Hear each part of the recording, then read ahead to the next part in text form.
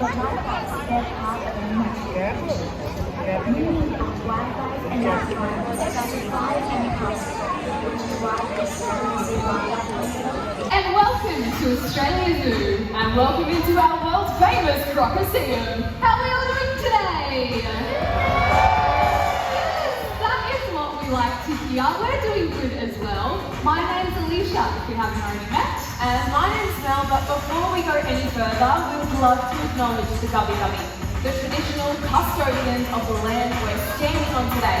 And we'd like to recognise elders past, present and emerging. Yes, thank you for that, Mel. You know what? Now that we've introduced ourselves, we'd like to know all of you a little bit better now too. So we do have a question. Is anybody here today visiting us for the very first time? Whoa! Wow, so many hands. Oh, thank you so much for being here. I can see a couple of familiar faces as well. Well, we do hope that you have the most amazing day exploring the zoo and falling in love with all of our gorgeous animals who play the important role as ambassadors for their wild Central and South America. These colourful characters are pretty hard to miss, both in sight and sound. There are 17 species of law, ranging in parrots all the way up to the hyacinth, which is over 1 metre long. And they all have unique personalities and looks. The feather lines on their faces are just like our fingerprints, unmatchable to any other. Now, unfortunately, a stork, or commonly known to some as a jabberoo. So let's check him out as he makes his way into the water. He'll use those long, skinny legs and sharp, spear-like feet to stab out and grab his prey. Now, things Doug's going to be after are fish, crustaceans, eels, and even juvenile crocodiles. Now, my favourite thing about these birds is they are sexually dimorphic. So, put simply, that means you can tell the male from the female just by looking at them. So, you may have noticed Doug has these beautiful ducks. And you might see some of these beautiful parrots flying around Australia. But now, I'd love to introduce you all to the speed demons of the background, our rainbow and red colour team.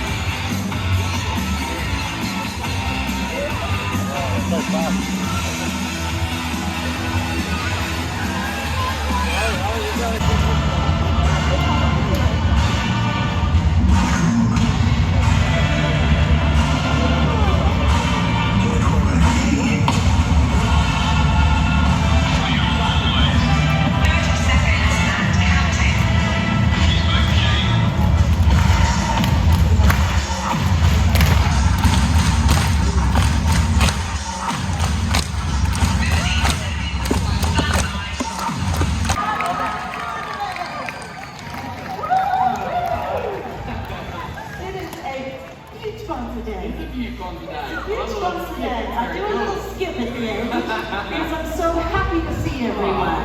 How are the school holidays going for everyone? Going good? Yay! It is school holidays. Indeed. So I like to ask questions because I am a curious person by nature. You know how we have our elephants from Sumatra and they're so cute and fluffy and sweet. Who was here when we had our other elephants? The originals. Years ago. Yeah. So you guys remember those ones? Yeah. Anybody here? Yeah, few of you. Yeah. Well, Yeah. So it's better for their own body temperature. So what Robert's going to do is show you what not to do in Croc territory, which is stand too close to the water's edge. And at this point in the show, this is when you're down and actually go in the water with the crocodile. I reckon I should give it a go. Let's do it. Let's jump in with it. What do you reckon, guys? Jump in with Murray, eh? Give it a go? Yeah. I reckon let's do it. What could go wrong? Now, being in the water with a croc is a terrible idea. If this is deep, murky water, you have no idea he's coming in for a strike. Croc's are territorial. He doesn't like being in the water, not one bit. Gets him very grumpy. So now these grumpies, look, yours come up. Come on, Robbie. Come on, big boy. That's a boy. Come on. Okay, look at the food man here. Woo! Holy guacamole! Let's try again. Have some sushi, and then you can try to get Croc. Do you want to give me a little smile first? smile. No, you're gonna eat all the food. Little smile. Little happy face. Show us your teeth. I love your pretty teeth. Do you want to just show us? A little tiny smile. No, not today. You're not gonna smile, are you?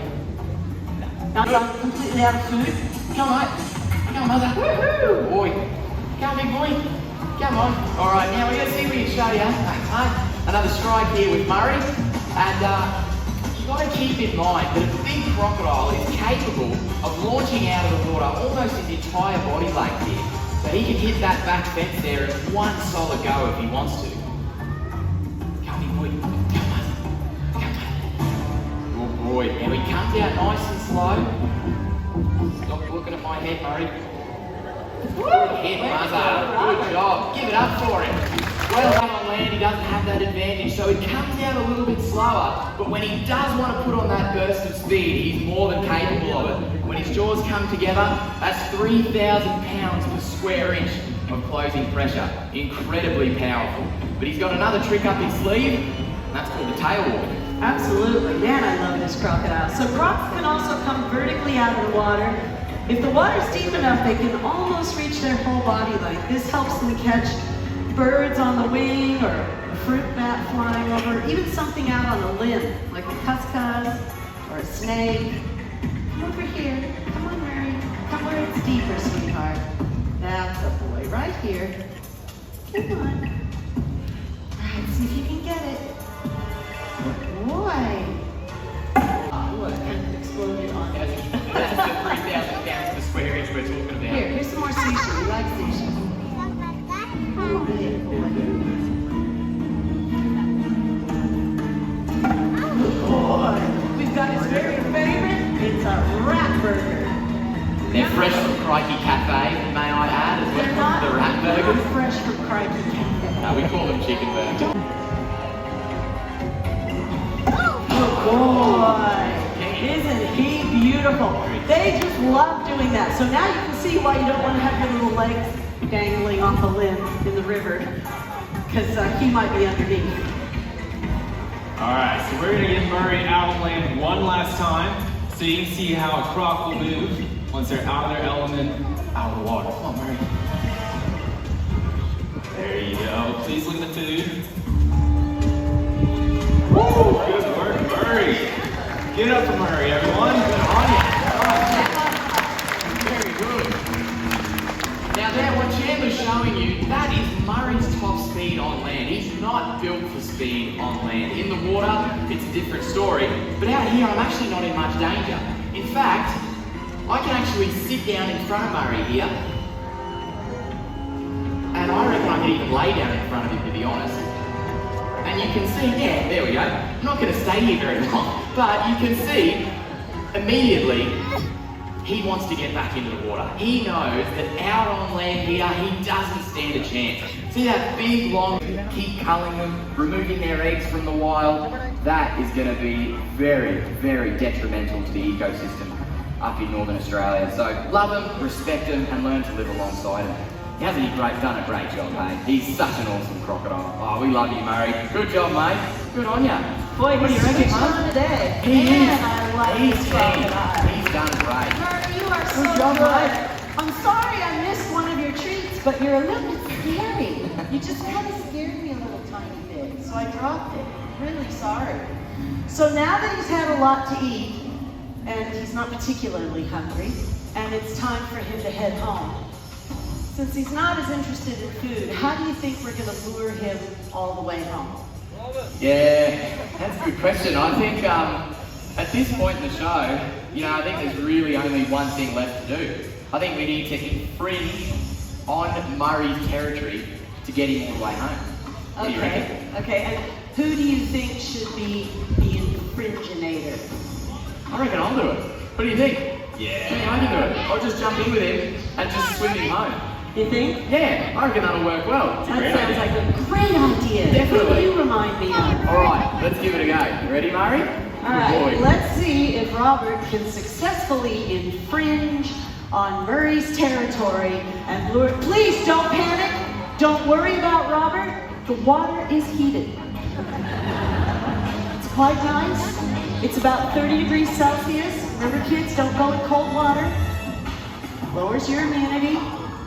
Probably you shouldn't go in the water at all with a crocodile though, because you can see he's stalking, comes to the surface for a look, and then he submerges. Steve built the Crocoseum with clear water so you can see what the crocodile's doing, but in their natural environment, in the rivers and waterways of Australia, it's always deep, dark, murky water where they live, so they can camouflage like this, and you'd never know there was a crocodile in the water near you. So always remember to be safe in Croc territory, and you'll never have a problem with these guys.